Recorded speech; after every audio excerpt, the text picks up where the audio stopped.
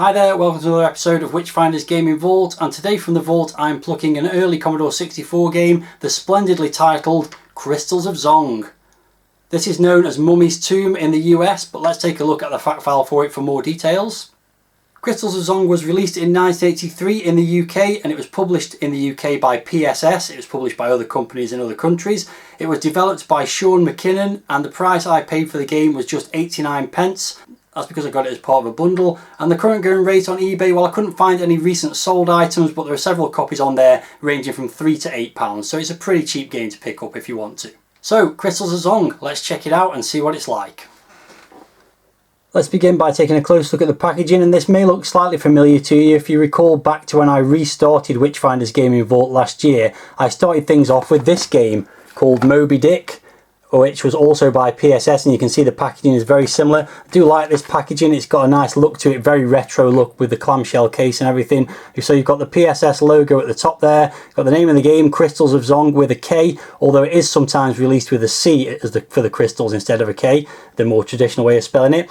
We've got a graphic on the front which doesn't give a lot away. There's some kind of robot and some crystals in the background, and you can see it says at the bottom there it's an arcade adventure for the Commodore 64. The spine's got the Krystals of Zong in that nice yellow box with the, I guess it's the release number there at the bottom, 25. There aren't 25 games for the Commodore 64 from PSS, so I think that just carries on over several different systems. But I do plan to try and get all the releases in this packaging because I do like it. I think they look quite nice together. I think there's only about 4 or 5 other ones at most, so not a big thing to collect for, not a big range. Anyway, so moving on to the back cover, no screenshots or anything like that. You didn't get this kind of stuff this early in the Commodore 64's life. It says your object is to overcome various obstacles and overpower creatures intent on stopping you as you progress on your quest for the Krystals of Zong.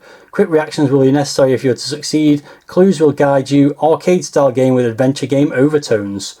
So that sounds okay. And we've got the PSS logo again and some other information including the address. At the bottom there it does say copyright 1982, but I'm sure from looking on various things on the internet that this was released in 1983, so I think that might just be a copyright for this packaging more than the game that's in it.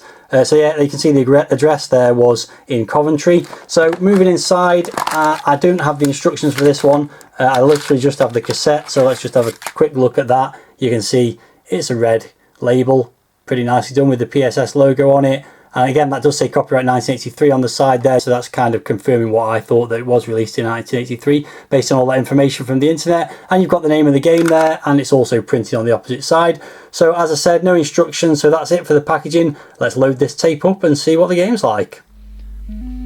Okay then, so I've just loaded the game up. No loading screen or anything like that on this one. You just get a blank blue screen for about 3 or 4 minutes. I expected that really, given how old this game is. And it starts off with a title screen and then goes into this rolling demo of the game itself, so you can see what kind of a game it is. It's a maze game. But let's press fire and get back to the title screen. There we go. It says welcome to Krystals of Zong, crystals with a C. As I mentioned, it sometimes is published with packaging saying that as well. I don't know why they decided to change it to a K for this particular version that I'm looking at, but it's by Sean McKinnon. It's copyright 1983 Symbol Software. PSS licensed it from then, and it's gone again because it's gone into the demo. And it says now entering level 1, can you subdue the snakes? Press fire to begin. So I better press fire to begin. So it's a maze game, as you've already seen, and you control the man walking around the maze with his legs spread wide open for some reason. Not much in the way of animation on the man, but you basically wander around the maze, and the maze is a kind of a... Oh, I'm gonna die. That was a terrible start.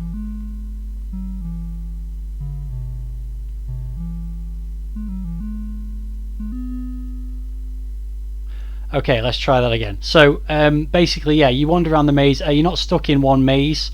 You can move into other sections. It's a 3x3 grid, if you like, of mazes, all of which are the same layout, very Pac-Man style layout, and each maze or each screen and each maze on each screen has got an item locked in the middle of the screen.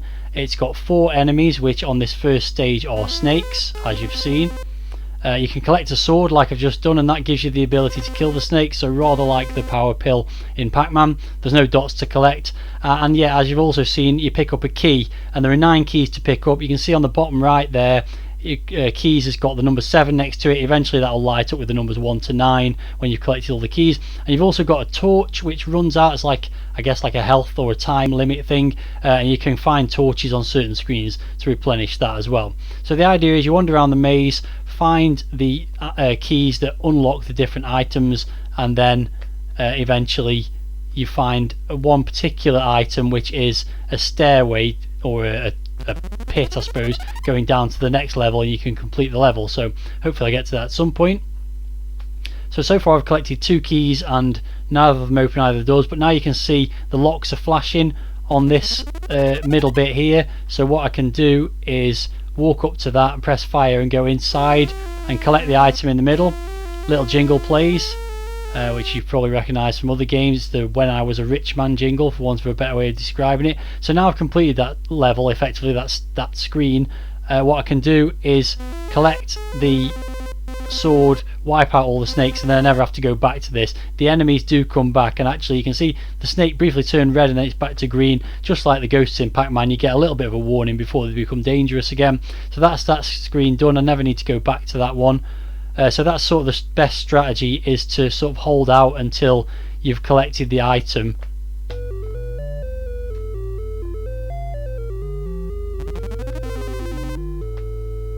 So I just collected the torch there, and I wanted to let the jingle play because it plays a little jingle, a bit of "Light My Fire" by The Doors, which I think is really quite cool. So I've collected another item there, so I've got some more treasures, and I can go out this side and avoid the last snake that I didn't manage to kill. As you can see on that one, the key and the sword materialised on the same spot. That does happen from time to time.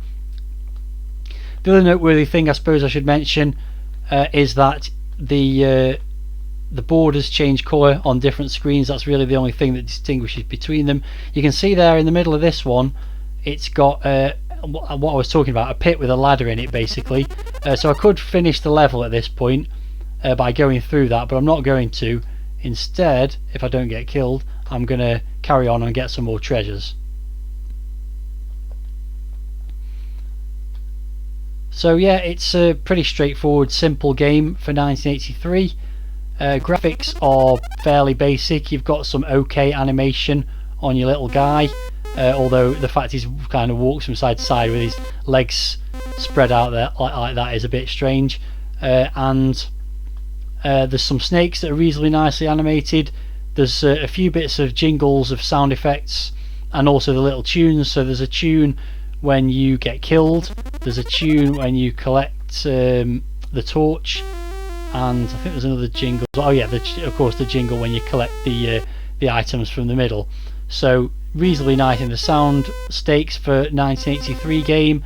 Graphics are very simplistic, but you've got some brickwork at least on the sides of the mazes, so it's not just boring, bland sort of walls. So what have we got here? Oh yeah, so this is something you can pick up on the levels, which is some boots, and I've now got the key to unlock that. And unsurprisingly, what they do is speed you up, which comes in quite handy. So what you can do here is just wait for everything to get a bit closer to you, pick up the sword, and then race around and get all the snakes. That's that screen completed. Just to show you, the enemies do respawn, as I mentioned. So yeah, you just have to be wary of that when you move between one screen and another. Also, yeah, that was a bad move. The collision detection is very precise, so just the slightest touch from one of the snakes will end up with you losing a life, which just happened there. So in this one, interestingly, you can get the sword twice, and the sword you get in the middle, which is going to be completely pointless now, although let's show what happens with that. So if I go back down to this screen, back up, I hope the snakes don't materialise, collect the sword in the middle, and the this one lasts forever. So if I just hang around here for a bit, you can see that this snake never goes back to dangerous form, or so it would appear. It's actually just walking to me, and I've killed it. So there we go. So that's another interesting little touch. So some of the objects certainly do something. I think some of them are just treasures. Let's just get a couple of these snakes. Probably won't manage to get that one. I think that's probably everything now. Oh no, there's still 2 treasures to collect. Go and get the torch in this one. Let's top that up again. Ooh. Oh yeah, the crown. I want to get the crown. I guess that's the most valuable treasure. So I've got 2 treasures left to get, which must be, obviously one of them is the exit treasure. I'm not really sure you could call that a treasure. I don't know, I mean that looked like a potion, but I don't think it really does anything. So I just need to get down to this bottom section without getting killed by the snake. Here we go. So before I do that, I may as well wipe out all the enemies and get some more points, because ultimately there is an adventure aspect to it, but like it said on the back, it's also an arcade style game. It's basically Pac-Man crossed with a bit of sort of Dungeons and Dragons or adventure type thing. But there we go. Once you get to the treasure that's actually a ladder going down a hole, then you move on to the next stage. And the main difference is, well, the only difference really is that the enemies are now bats instead of snakes.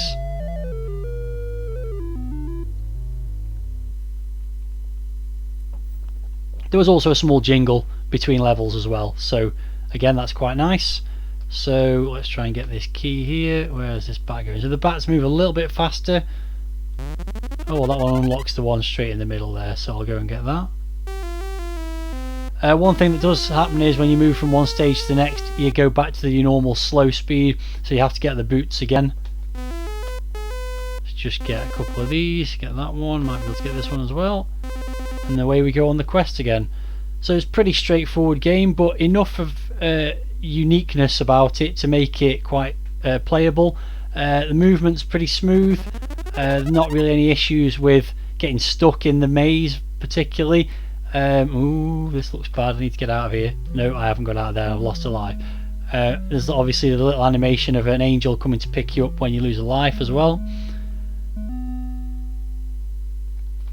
So yeah, overall I'd say it's quite a playable little game. This is actually the exit to the next level on this screen, but what I really need to do is just get out of here at the moment because I'm risking losing another life. I don't think you get any extra lives. I haven't noticed that you do. It might be at 20,000, which I'm getting pretty close to, so maybe I will. Let's just wipe these enemies out. Just need to start collecting some of these keys. It does obviously cause a problem if you don't get the key that corresponds to the room that you're in. Then you have to, yeah, and I haven't on this case. You now got to come back, and I won't have the sword on this stage, so that's not ideal, but never mind, I'll move on. This one's open though, so let's get in there quickly, collect the crown, come back out. Ooh, get the sword. Not going to get all of them here, I don't think. I think that one will start to change back in a second, yep. But I've got most of them and I can get the key and move on. So all I've got to do now is get out. So yeah, not much more to say about it. I think for 1983 this is a pretty neat game. It reminds me a little bit of the game, Firebird game Zulu, which was not one of their worst early games in the silver range packaging. You know, the packaging, the white packaging with the screen on the front. That game's actually okay. So yeah, it's a little bit like that, but the maze is nowhere near as big. But it's got the similar idea of you've got to wander around the maze and also collect items, and those items can be used to do various things with. So yeah, similar sort of game. I just picked up the sword there in the middle, which means that none of those enemies weren't going to go back to dangerous mode. There's no point collecting that sword there. Just picked up a torch to top up the torch time. I don't know what happens when that runs out because that has never happened to me. So I've also got the boots now. I'm not sure if I mentioned that, so I'm moving around a lot faster, which is good because the enemies are too. So all good there. Where are you going? I think they do try and home in on you, so you can kind of guide them in the maze a little bit if you're smart enough about it.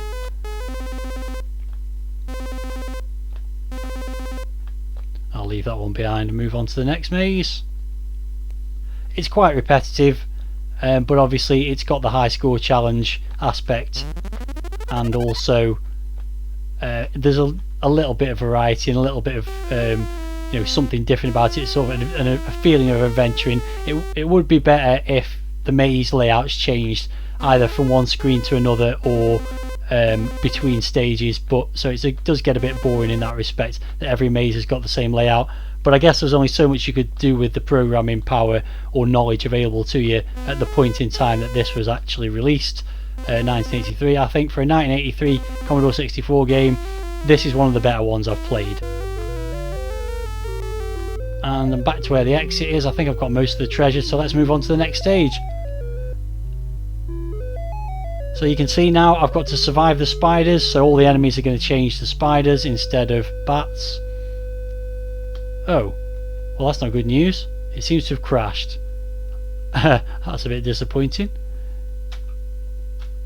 Well, I have been on this level before because I've had a playthrough before, but yeah, it seems to have crashed the game. So I think what I'm going to do is load it back up again, not to show too much more of the game because I think I've shown everything you're going to see anyway, but I'm interested to know what happens if that torch time runs out. So what I'll do is load the game up again, this time off an SD card rather than from the tape, and play it through a little bit more and show what happens when the torch time runs out, and then I'll actually give a roundup of the game as well. Right then, I've loaded the game back in and I'm just in a safe area. I don't think I mentioned this before, but yeah, this area in the middle of the screen here, once you can get in there, is a safe area from the enemies as well.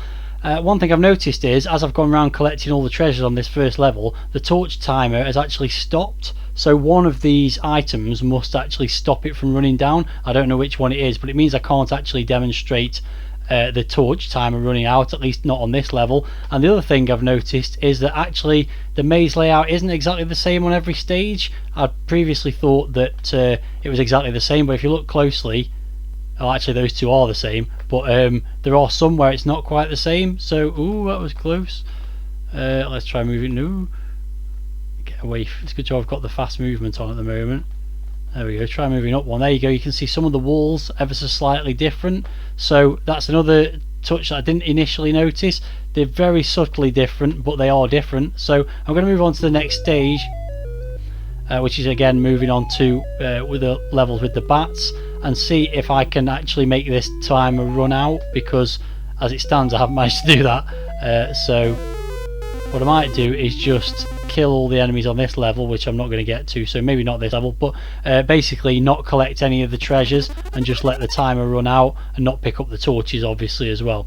But the best way I can do that is to get onto a stage and eliminate all the bats and then just sit there for a bit and wait for the timer to run out. So that's what I'm going to do. Okay, so here I am. The timer's nearly run out now. I've got pretty much all the keys. I've only picked up one treasure, which is the fast moving feet, which is what's allowing me to move around this maze quite quickly. So I'll just carry on working my way through. I'm not going to pick up any of the other treasures because I'm intrigued to know what happens when this timer runs out. Is it going to be an instant game over or just a loss of life is really the question I'm going to be asking. Oh, I got a bit lucky there. So yeah, it's nearly run out. I don't know what difference that's made. Has it made the enemies more aggressive? Possibly. They do seem to be coming at me quite rapidly now. I'm not really sure. Well, that was underwhelming, wasn't it? I may as well pick that up. I'm not going to carry on with the game anyway. I think once you get to grips with the controls, it's actually quite easy. But yeah, it's a bit baffling that the running the torch time down doesn't seem to make any difference. This is where having the instructions might have helped. There might be something going on that I'm not aware of. It might have made the enemies slightly more aggressive, but it's not obvious, that's for sure. Yeah, anyway, so to round up the game, yeah, interesting little game. It's not perfect by any means. It's not the most amazing Commodore 64 game in the world, obviously, but for a 1983 game, I think it's one of the better ones, as I mentioned earlier, and definitely one I'm going to keep. I'm going to keep it because I want to amass a collection of however many there are, 5 or 6 of these PSS games in that cool funky clamshell style packaging. So yeah, I will try and play all of those in this series eventually, I imagine, when I've found them, because I only have 2 at the moment, which I've played. So yeah, you'll have to wait until I get some more. I may as well move on to level 3. This is where it crashed last time, so hopefully that won't happen this time. No, as expected, it's fine. So yeah, I don't know what the torch time thing's all about, unless that's just to do with bonus points when you complete a level or something. I didn't notice really. So yeah, definitely a game I'm going to keep. Probably won't play it that much, but I think it's a nice little game. Certainly one I've never seen or heard of mentioned before that's actually quite decent. So quite a nice little surprise there. And yeah, that's it for this one. I'm just going to play through the game without recording now until I finish it, but I think we've seen enough of it because it's not the most interesting game to look at, and it is very samey. And I do think, as I said, once you get to grips with the controls and what you're supposed to do in the game, it's probably fairly easy, although obviously these spiders are moving a bit faster. I'm presuming as you move on to later stages the enemies just get faster and faster. Yeah, these ones seem to home in a bit more quickly as well. Yeah, I'm in trouble here, definitely dead there. So yeah, it's going to get harder from this point on, but you don't need to see me play it anymore.